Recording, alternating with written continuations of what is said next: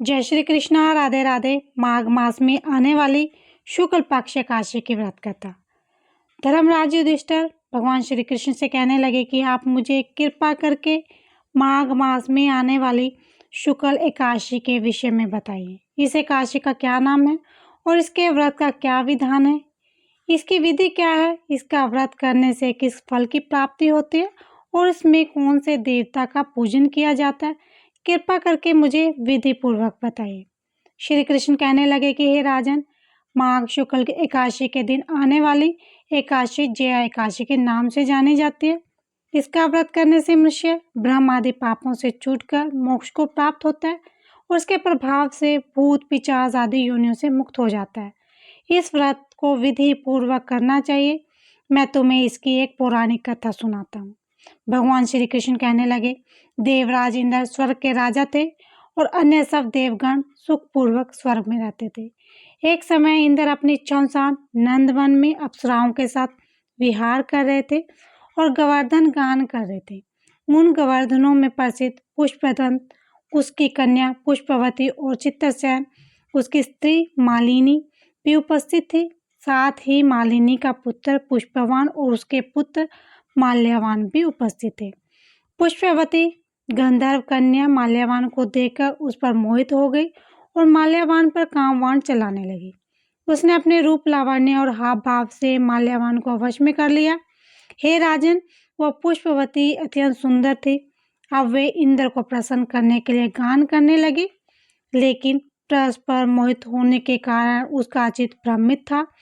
इसके ठीक प्रकार से गायन और स्वर ताल ठीक न होने से इंद्र इनके प्रेम को समझ गया और दोनों को श्राप दे दिया।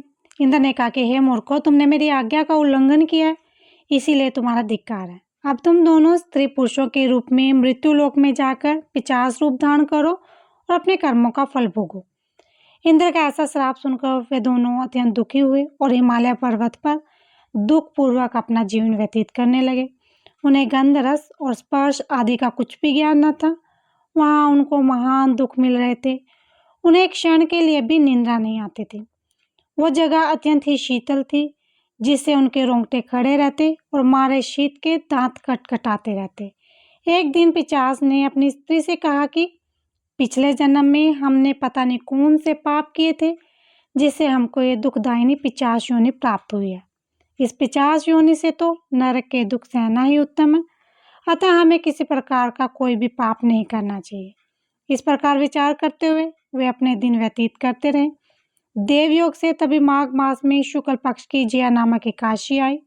उस दिन उन्होंने कुछ भी खाया नहीं, भोजन नहीं किया, अच्छे अच्छे कार्य भी किए, केवल फल फूल खाकर ही दिन व्यतीत किया और सायंकाल के समय दुखी अवस्था में पीपल के वृक्ष के नीचे बैठ गए। उस समय सूर्य अस्त हो रहा था।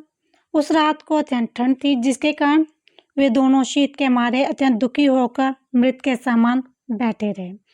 उस रात्रि को उनको निंद्रा भी नहीं आई। जया एकादशी के उपवास और रात्रि के जागरण से दूसरे दिन प्रभात होते उनकी पिशाच योनि से छुटकारा मिला। ये अत्यंत सुंदर गोवर्धन और अप्सरा की देह धारण करके सुंदर वस्त्रों और आभूषणों से अलंकृत होकर उन्होंने स्वर्गलोक को प्रस्थान किया। उस समय आकाश में देवताओं ने उनकी स्तुति करते हुए पुष्प वर्षा करने लगे। स्वर्गलोक में जाकर दोनों ने देवराज इंद्र को प्रणाम किया। देवराज इंद्र उनको पहले रूप में देखकर अत्यंत आश्चर्यचकित हुए और पूछने लगे कि तुमने अपनी ये पिशाच योनि से किस प्रकार छुटकारा पाया, हमें सब कुछ बताएं। माल्यवान बोले, हे देविंद्र, भगवान विष्णु की कृपा और जया एकादशी के व्रत के प्रभाव से ही हमारे पिशाच देह छूटी है। तब इंद्र बोले कि हे माल्यवान, भगवान की कृपा और एकादशी का व्रत करने से न केवल तुम्हारी पिशाच योनि छूट गई, वरन हम लोगों के भी वंदनीय हो गए, क्योंकि विष्णु भगवान और शिव के भक्त हम लोगों के वंदनीय हैं। अतः आप धन्य हैं। अब आप पुष्पवती के साथ जाकर विहार करो। श्री कृष्ण कहने लगे कि हे राजन युधिष्ठिर, इस जया एकादशी के व्रत से बुरी बुरी योनि से भी मुक्ति मिल जाती है। जिस मनुष्य ने जया एकादशी का व्रत किया, उसने मानो सब यज्ञ जप दान आदि कर लिए। जो मनुष्य जया एकादशी का व्रत करते हैं, वे अवश्य ही हजारों वर्ष तक स्वर्ग में वास करते हैं। बोलो विष्णु भगवान की जय। श्री कृष्ण भगवान की जय।